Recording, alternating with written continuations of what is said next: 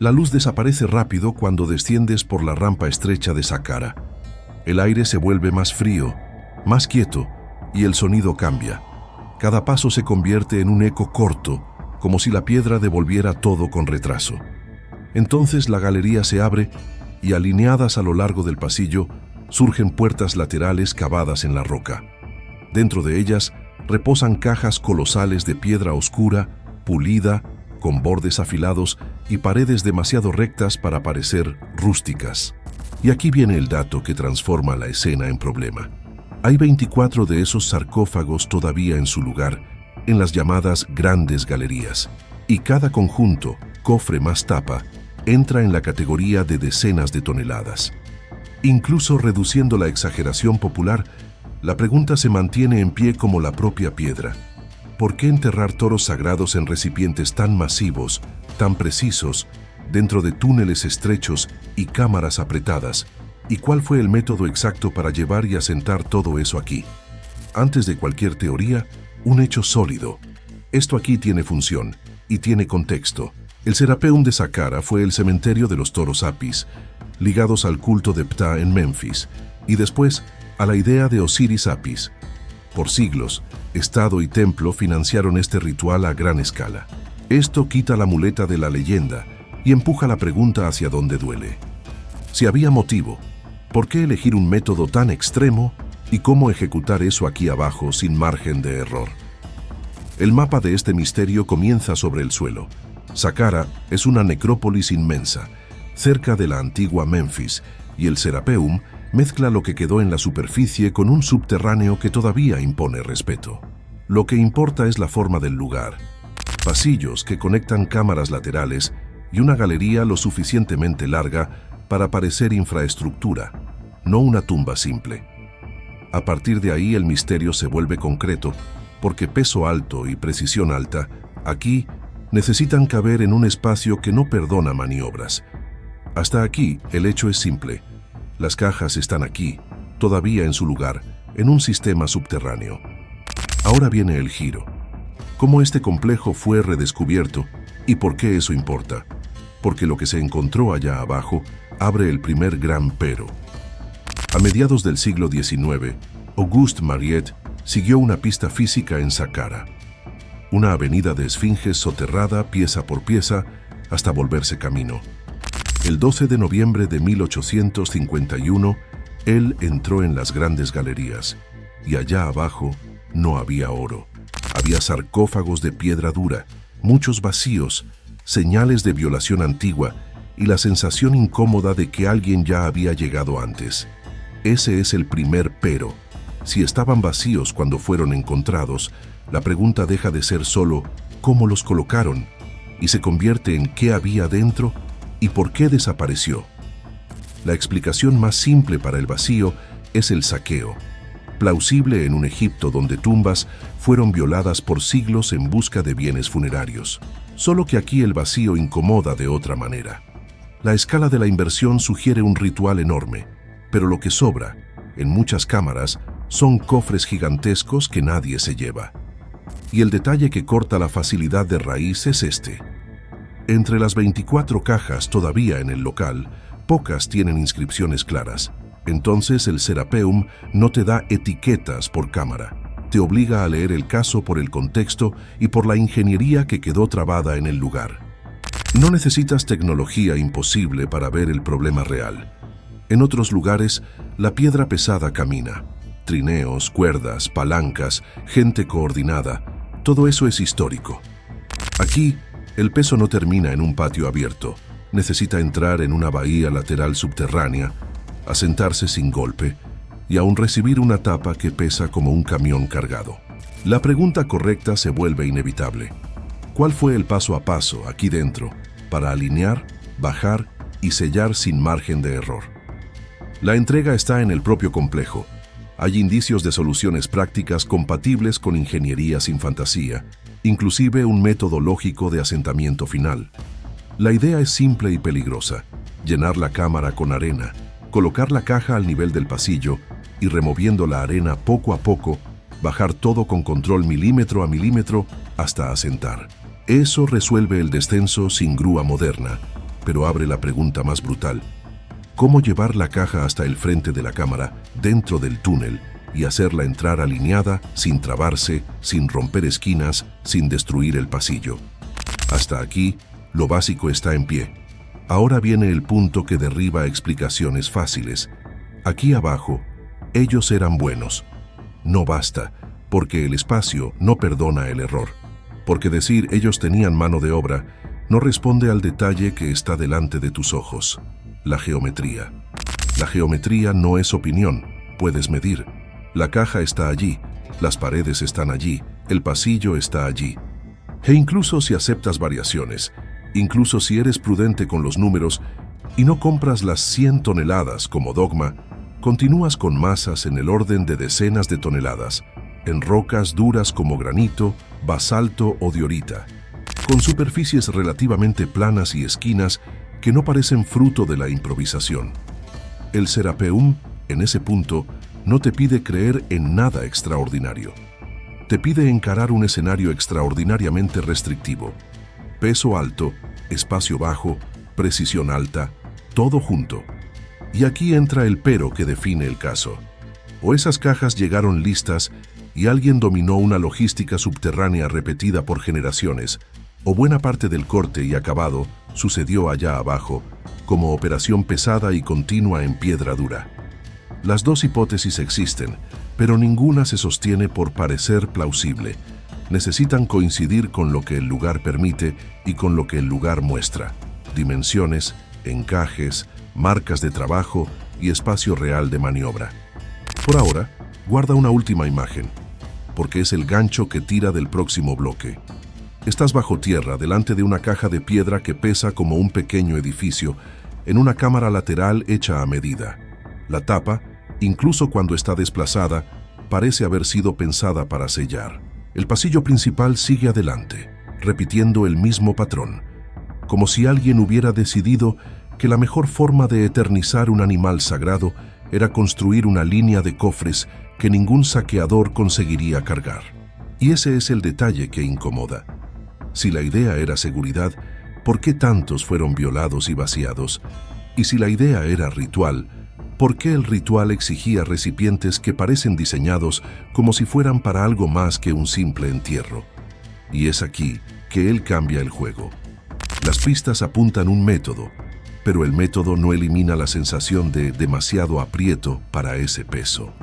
Cuando ves el método, la pregunta cambia.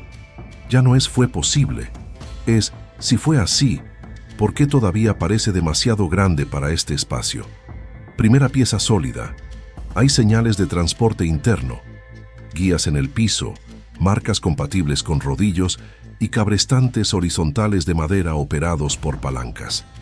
Mecánica básica para jalar, trabar y avanzar en pasos cortos. Solo que esto no cierra nada. Aquí el enemigo es el margen de error. Piensa en el pasillo como un embudo. Bajo decenas de toneladas, un pequeño desalineamiento se vuelve atascamiento, y el atascamiento se vuelve destrucción. Solo que las cajas todavía están allí, y el conjunto no parece un campo de batalla. Esto no es perfección mística, es una señal de control. Si hubiera sido golpe e improvisación, las cicatrices serían gritantes. La segunda pieza sólida es el asentamiento por arena. Llenar la cámara, colocar la caja al nivel del pasillo y drenar la arena poco a poco para bajar con control fino. En vez de levantar, dominas la gravedad. Y eso explica cómo la caja puede haber sido asentada sin una grúa moderna.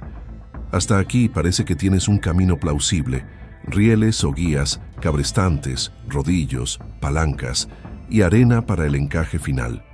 Y ahora viene la primera contradicción seria, aquella que te impide reducir todo a «ellos tenían técnica». La contradicción es esta: si el Serapeum era una solución estable, repetida por siglos, ¿por qué el propio complejo muestra señales claras de cambio, remiendo e incluso abandono? Hay relatos de un túnel de servicio paralelo en secciones posteriores, y más inquietante, la mención de un sarcófago abandonado en uno de esos túneles, como si la operación hubiera sido interrumpida en el medio.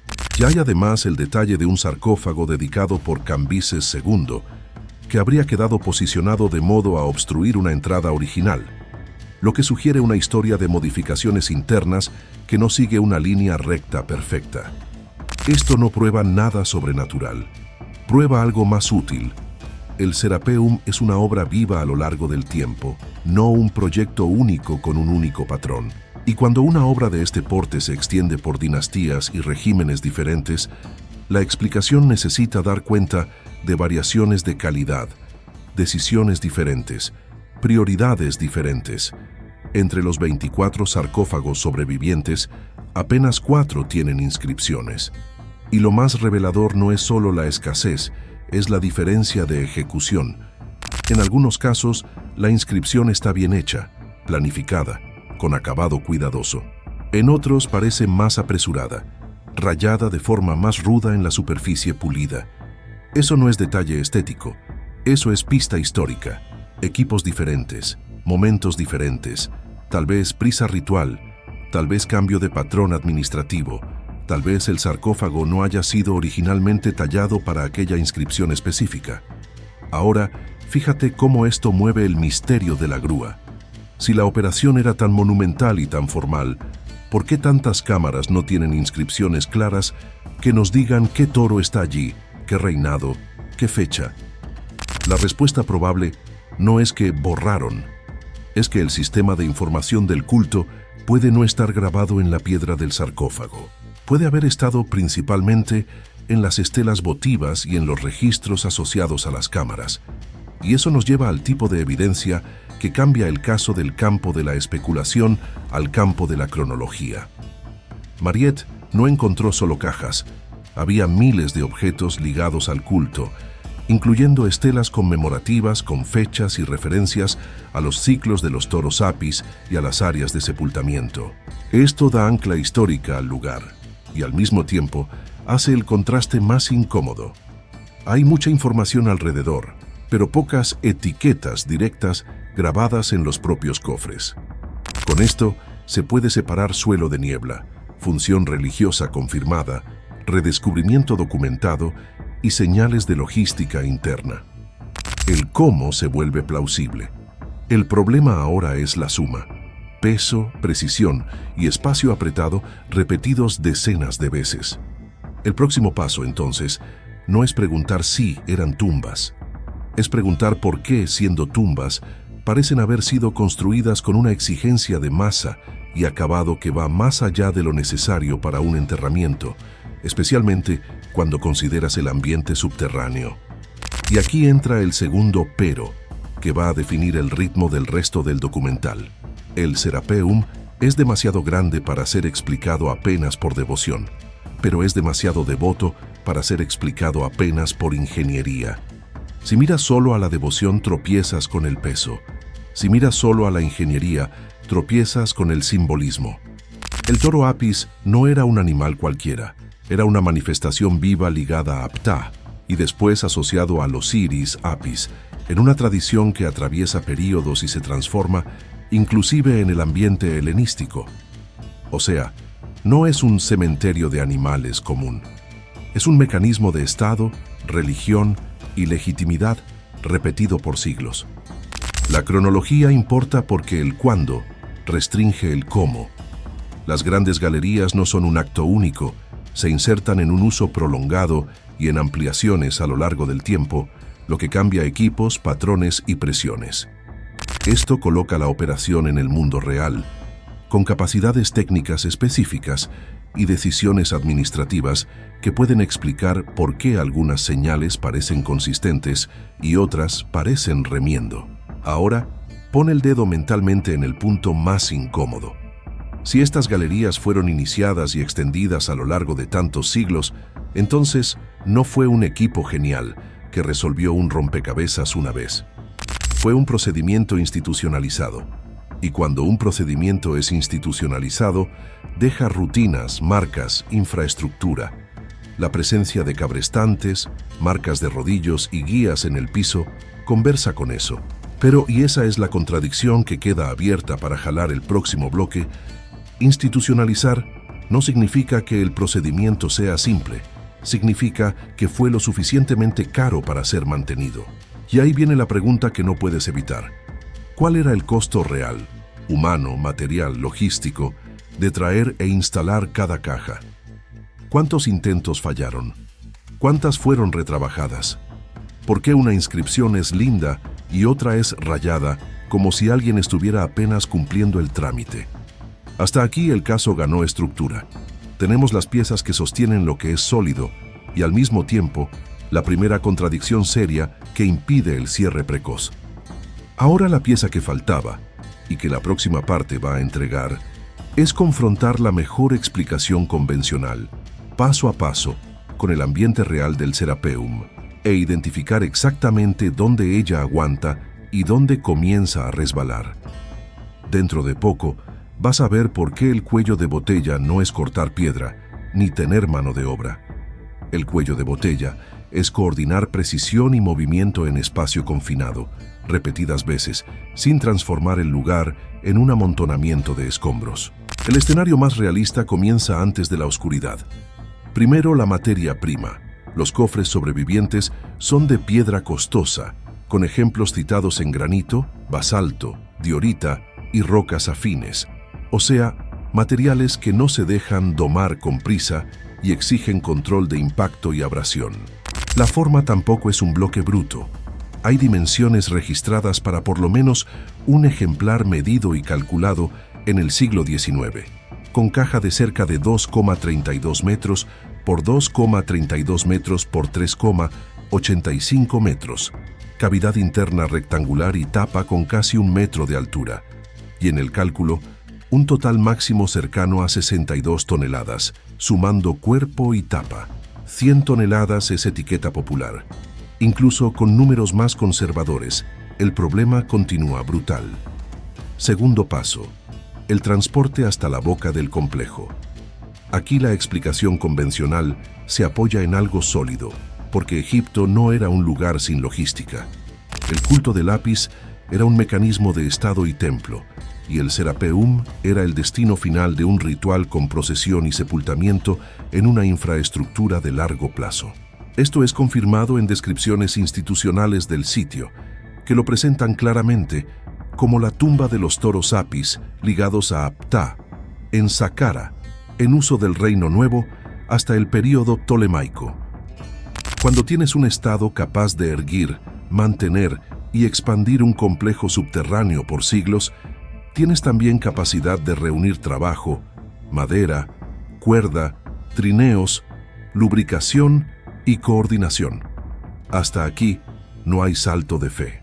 Ahora viene la parte que separa transportar piedra de transportar piedra aquí dentro. Dentro de poco vas a ver la recompensa más fuerte de esta etapa. El Serapeum guarda señales explícitas de tecnología de movimiento interno, y esas señales no son interpretaciones modernas sueltas, sino observaciones registradas ya en los primeros años después del redescubrimiento. Ese es el momento en que la explicación convencional gana músculo de verdad. Rieles dobles, rodillos, cabrestantes, palancas. Eso es ingeniería clásica de reducir fricción, multiplicar fuerza y controlar avance en ambiente confinado. Y entonces, el Serapeum entrega la segunda mitad del método, la parte fina, aquella que parece imposible si imaginas apenas jalar y soltar. Varias descripciones del sitio apuntan el mismo procedimiento para la posición final. Las cámaras habrían sido llenadas con arena y el cofre sería bajado al remover esa arena gradualmente, haciendo la masa descender con control milimétrico hasta asentar. Esa solución es elegante porque transforma el problema de levantar en un problema de bajar, y bajar es siempre más controlable cuando tienes fricción y gravedad a tu favor. Hasta aquí, si eres honesto, se puede decir que existe un paquete técnico plausible e incluso bien documentado en términos de vestigio: cabrestantes y rieles para llevar, arena para asentar. El próximo paso, entonces, es preguntar dónde exactamente esto falla. Y falla en el lugar donde casi nadie presta atención porque no rinde frase de efecto: en la secuencia completa, repetida, bajo restricción de espacio y con exigencia de preservación de superficie. Dentro de poco vas a ver por qué el cuello de botella no es fuerza, es control. Y control, en este caso, no es un concepto abstracto. Aparece cuando comparas el tamaño del objeto, la forma de la cámara y el tipo de acabado que todavía se percibe en muchos ejemplares. Si tienes un cofre con 2,32 metros de ancho y altura externos, con tapa casi del mismo largo y decenas de toneladas, no estás solo jalando un bloque. Estás transportando un objeto con esquinas, caras planas y una cavidad interna rectangular que necesita continuar siendo una cavidad rectangular después del viaje. El método de rieles y rodillos resuelve el caminar en línea recta. No resuelve, por sí solo, el entrar en la bahía lateral con holgura mínima y sin aplastar el piso, ni el girar cuando es necesario, ni el no golpear cuando una cuerda cede un poco, un rodillo revienta, una palanca escapa o la fricción cambia de repente. Y es aquí que la explicación convencional acostumbra responder con una palabra que parece respuesta, pero es solo cortina: mano de obra. La mano de obra no crea holgura. La mano de obra no disminuye el ángulo de entrada. La mano de obra no impide a la masa ganar inercia cuando comienza a deslizarse. Para resolver eso sin destruir la galería, necesitas algo que el Serapeum sugiere, pero no describe en manual: una disciplina de operación, traba progresiva, puntos de anclaje, redundancia de cuerdas, control de ritmo.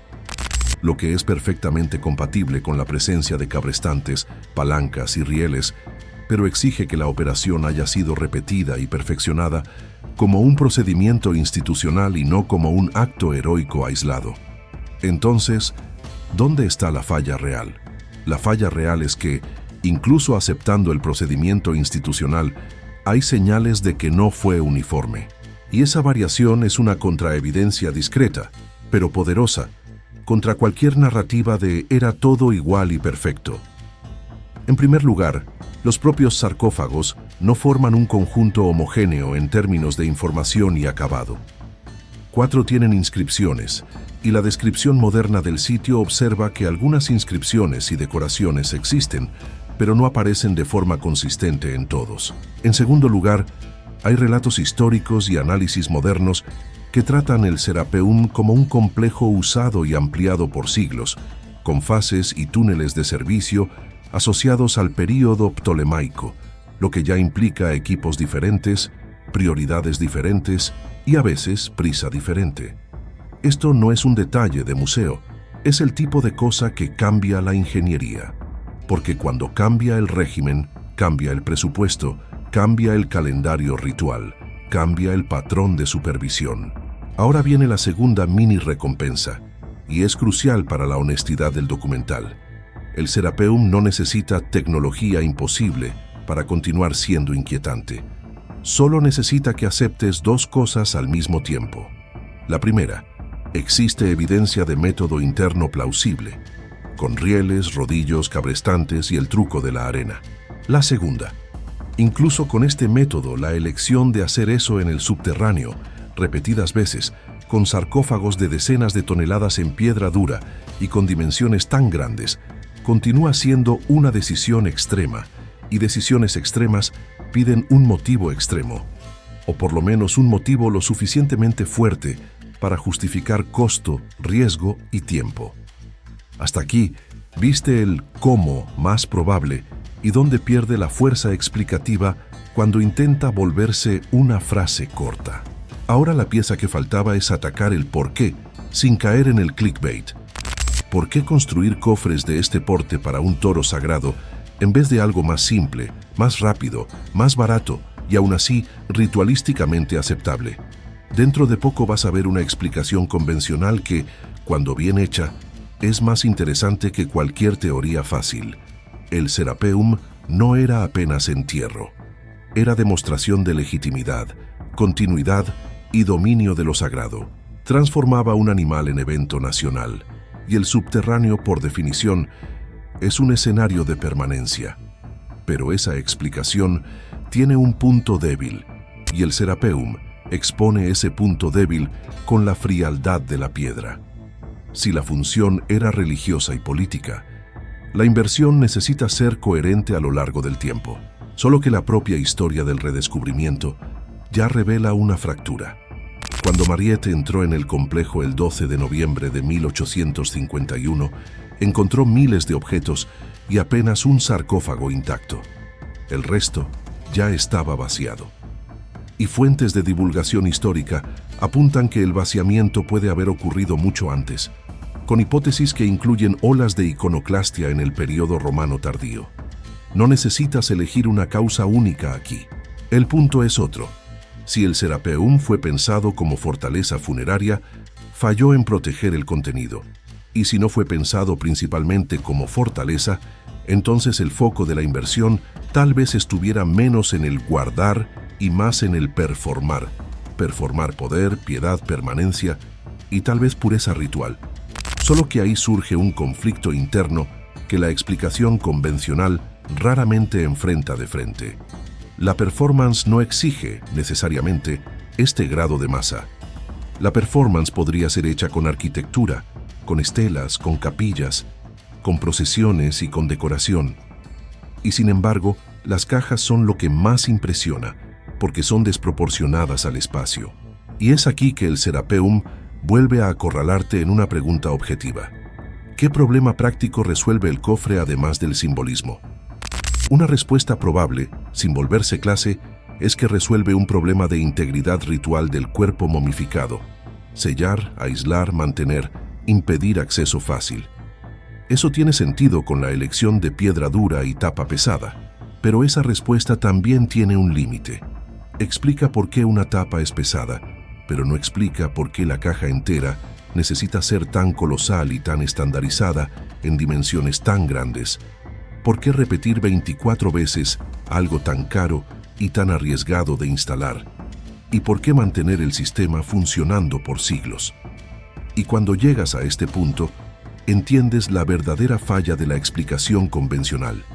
Explica cada pieza aislada, pero tropieza en la suma de las piezas. Rieles explican movimiento, arena explica descenso, religión explica inversión. Solo que la suma de movimiento, descenso e inversión, repetida en ambiente subterráneo, crea un nivel de complejidad operacional que exige una historia más concreta que ellos eran buenos en esto. Hasta aquí el bloque se cerró. Viste el método plausible, viste los vestigios que sostienen ese método y viste por qué el método no agota la pregunta. El próximo paso es entrar en la zona donde la explicación convencional se vuelve más fuerte y más débil al mismo tiempo. El momento en que la teoría intenta describir, sin evasivas, cómo una masa de estas entra en una cámara lateral y recibe la tapa con seguridad, y cómo eso puede haber sido hecho sin destruir las propias dobles vías que harían el proceso repetible. Dentro de poco vas a ver por qué la tapa es el detalle que cambia el caso. Porque colocar la caja en su lugar ya es difícil, pero colocar la tapa, alinear, bajar, sellar, es la parte que expone si estamos hablando de fuerza bruta con suerte o de un procedimiento lo suficientemente refinado para ser repetido como rutina. Y cuando encares la tapa, no como más piedra, sino como el componente que necesita comportarse como pieza de precisión bajo decenas de toneladas, vas a sentir al Serapeum apretar el cerco de nuevo. Y es aquí que el misterio cambia de forma. Porque si aceptas por un segundo que nadie mueve, no significa físicamente imposible, sino imposible de la manera que nosotros estamos imaginando, entonces el Serapeum deja de ser una pregunta sobre fuerza bruta y se vuelve una pregunta sobre secuencia, espacio y método. Dentro de poco, vas a ver por qué esta diferencia es decisiva. El detalle más revelador no es el peso del sarcófago, es cuánto cabe en el lugar donde está. Piensa en la escena con frialdad técnica, sin romantizar. Un pasillo subterráneo estrecho, cámaras laterales, un bloque de piedra cara transformado en una caja con tapa, tan grande que ocupa el volumen del ambiente como un barco dentro de un canal. La afirmación popular, ninguna grúa mueve, seduce porque crea una imagen moderna. Una grúa intentando jalar aquello hacia afuera, solo que la ingeniería real del problema es otra. El desafío no es erguir la pieza al aire libre, es transportar, alinear, atravesar un túnel y asentar la caja en el rebaje, dentro de un margen de error pequeño, en un lugar donde no tienes ángulo, no tienes radio de giro y no tienes holgura para corregir el camino después. La pregunta de alto costo cambia a, si esto fue hecho con métodos convencionales, entonces existe una cadena de decisiones extremadamente eficiente y repetible. Si no fue, entonces el propio sitio registra una tecnología o un proceso que nosotros todavía no estamos viendo bien. Hasta aquí hemos tratado al Serapeum como un cofre imposible. El próximo paso es hacer lo que casi nadie hace con honestidad, colocar lado a lado las lecturas posibles y cobrar que cada una pague el precio del detalle. Y yo te voy a prometer una recompensa específica ahora. Aún en este tramo, vas a entender cuál hipótesis consigue explicar, al mismo tiempo, tres cosas que parecen incompatibles: la logística en un espacio apretado, la necesidad de control milimétrico en el descenso y el hecho de existir registro de tiempo de trabajo para transportar sarcófago y tapa hacia una cámara. La primera lectura es la más sin glamour y por eso la más peligrosa para el mito, la de que el Serapeum es un monumento al dominio de la fricción, no a la fuerza. Fricción, palanca, rodillo, riel, arena. Marcas en el piso que sugieren rodaje, mención a rieles dobles observados por visitantes del siglo XIX. Y la lógica de usar cabrestantes y palancas en un pasillo donde lo que manda es la ventaja mecánica, no la explosión de potencia. Y fíjate cómo esto conversa con el propio contexto de uso. El Serapeum fue un complejo de catacumbas para los toros Apis, usado y expandido por muchos siglos, atravesando del Nuevo Imperio al período ptolemaico. Es exactamente el tipo de lugar donde un procedimiento eficaz se vuelve ritual repetido y refinado, porque la operación no sucedería una vez, sino decenas de veces. La propia existencia de un número grande de enterramientos y de objetos inscritos ligados al culto favorece esta lectura industrial del proceso. Repetir, registrar, mejorar. Ahora viene el costo de esta hipótesis. Solo funciona si la instalación final de la caja es controlada con extrema delicadeza. Porque no basta llegar a la puerta de la cámara. El piso de la cámara queda más bajo que el pasillo y necesitas bajar decenas de toneladas sin golpe, sin romper esquinas, sin inclinar y sin perder alineamiento. Es aquí que la arena entra como mecanismo, no como detalle. Llenar la cámara hasta el nivel del pasillo transforma un abismo en una plataforma. Después, retirar la arena poco a poco transforma la gravedad en algo que dosificas. Esto resuelve el problema cómo bajar sin grúa de una manera casi ofensiva de tan simple. Pero simple no es lo mismo que fácil. Exige planificación, rebajes cortados en la roca con medida exacta y nichos para trabajar la arena por abajo, sin quedar con el cuerpo aplastado en la zona de riesgo. La recompensa es esta. No es fuerza bruta, es rutina de control. E incluso cuando el método tiene sentido, todavía necesita vencer al mismo enemigo, siempre. Margen de error en espacio confinado. Pero esta hipótesis, por mejor que sea, no cierra el caso. Explica el cómo sin explicar completamente el por qué parece imposible. Y esto nos lleva a la segunda lectura, que es más sutil, la de que la ilusión de lo imposible nace de nuestro punto de vista actual, no del hecho en sí.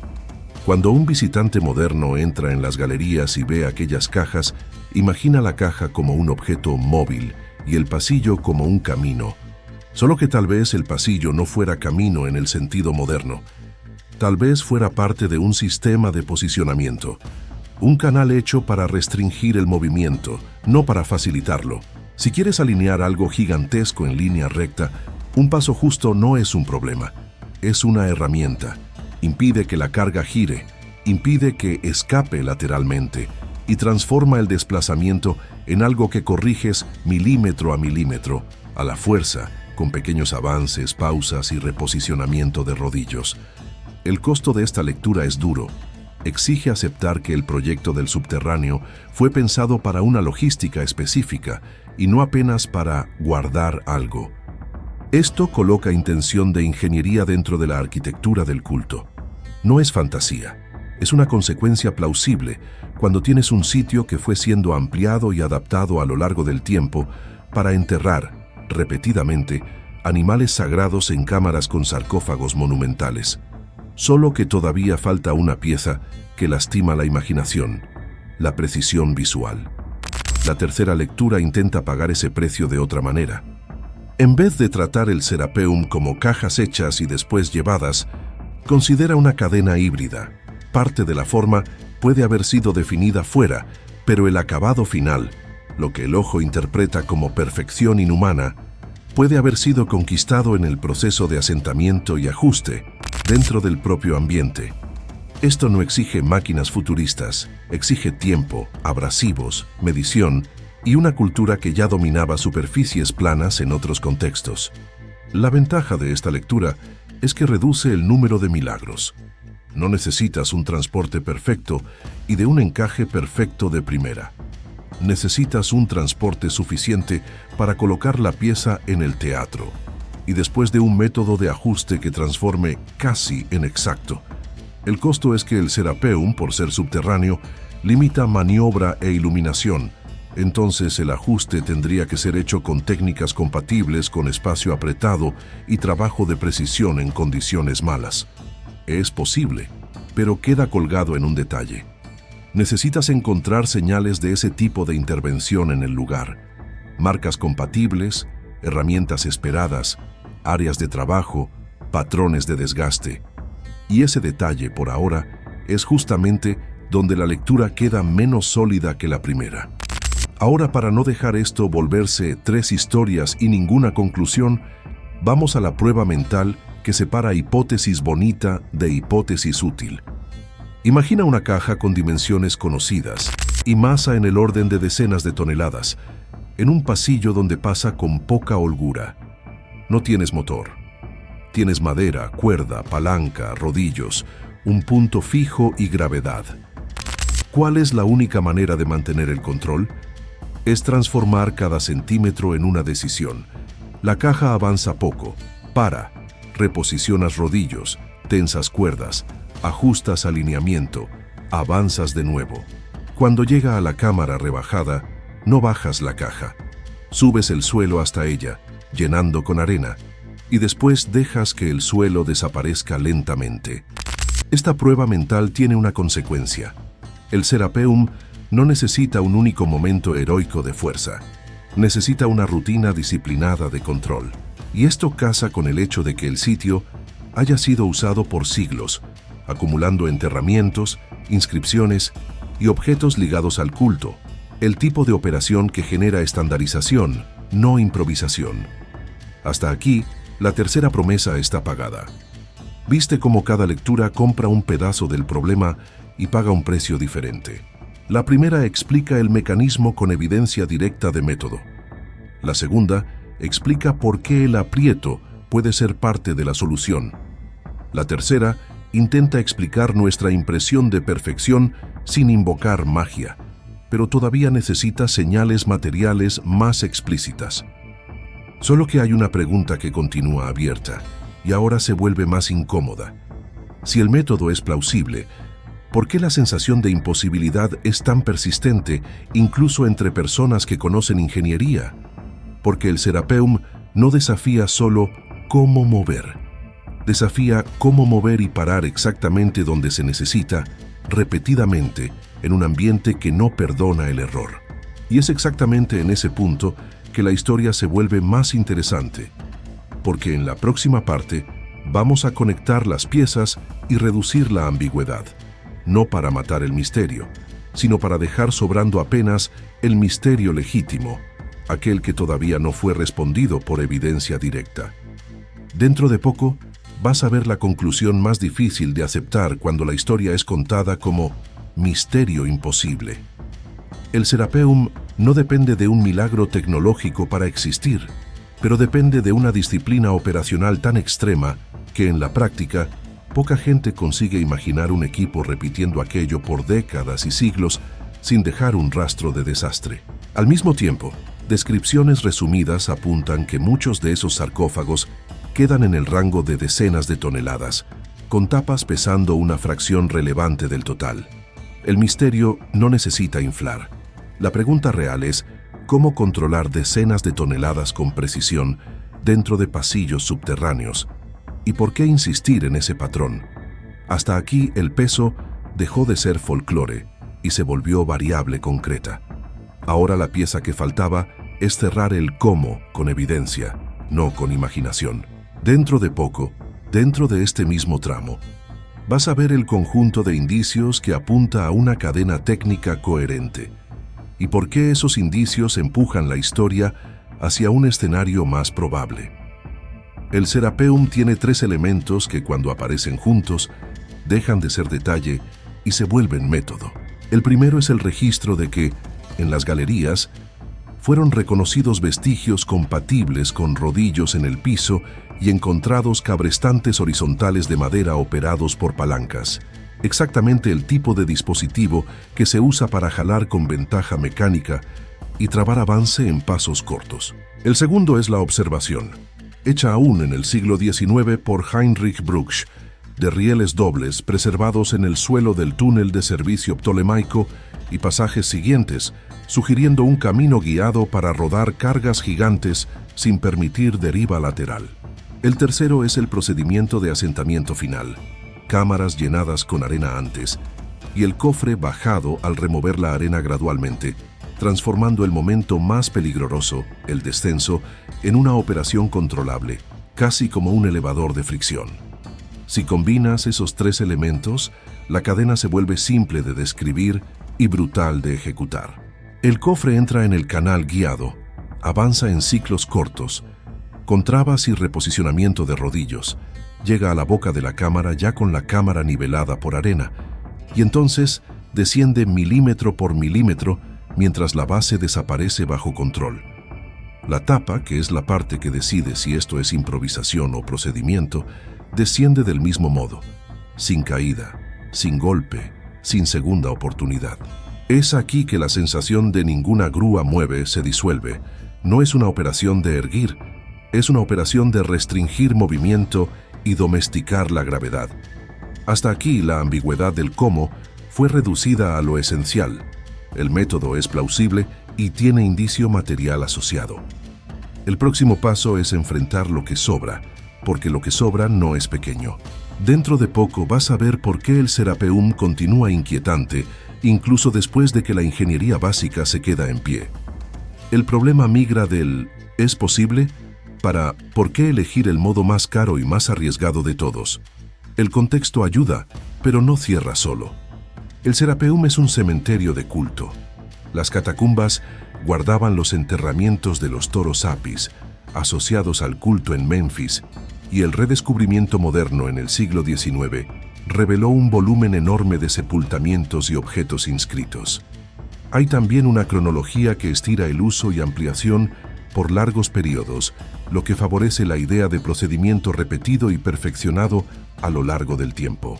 Y la propia entrada de Mariette en las grandes galerías, el 12 de noviembre de 1851, se convirtió en un marco documentado de la arqueología del sitio. Solo que esa explicación, culto plus estado plus repetición, paga apenas la mitad del precio. Explica por qué había recursos y voluntad.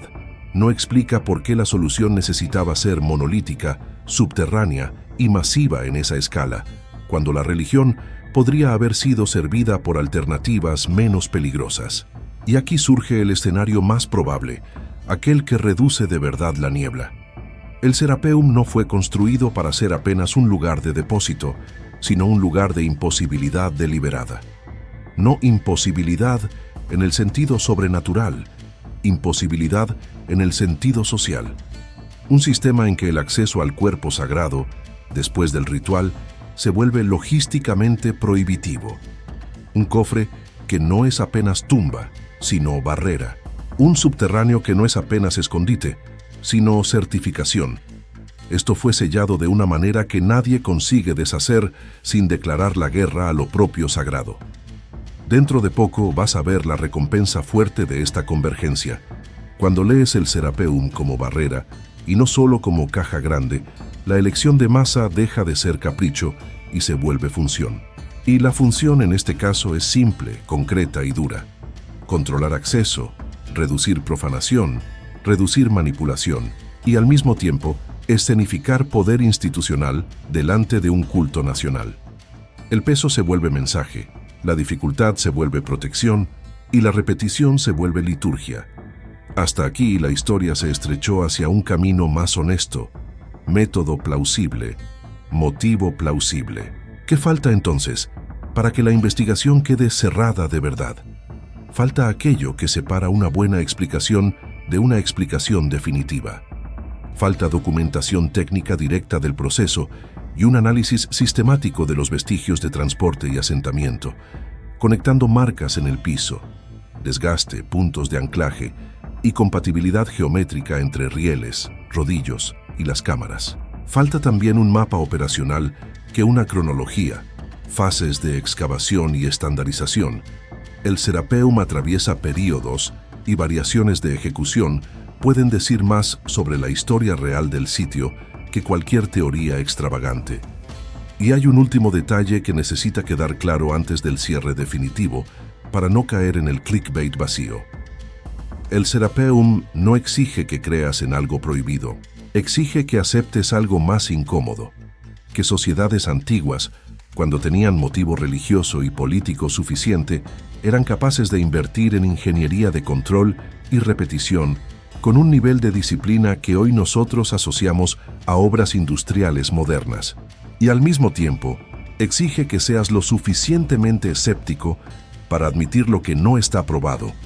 Sin un registro operacional explícito y sin un estudio físico completo de los vestigios de movimiento interno, todavía existe una zona de incertidumbre que no puede ser llenada con certeza emocional. Esto nos lleva directo al fin. Dentro de poco, en la última etapa, vas a ver la respuesta más honesta posible para la pregunta central. No una respuesta que mata el misterio, sino una que deja sobrando apenas el misterio legítimo.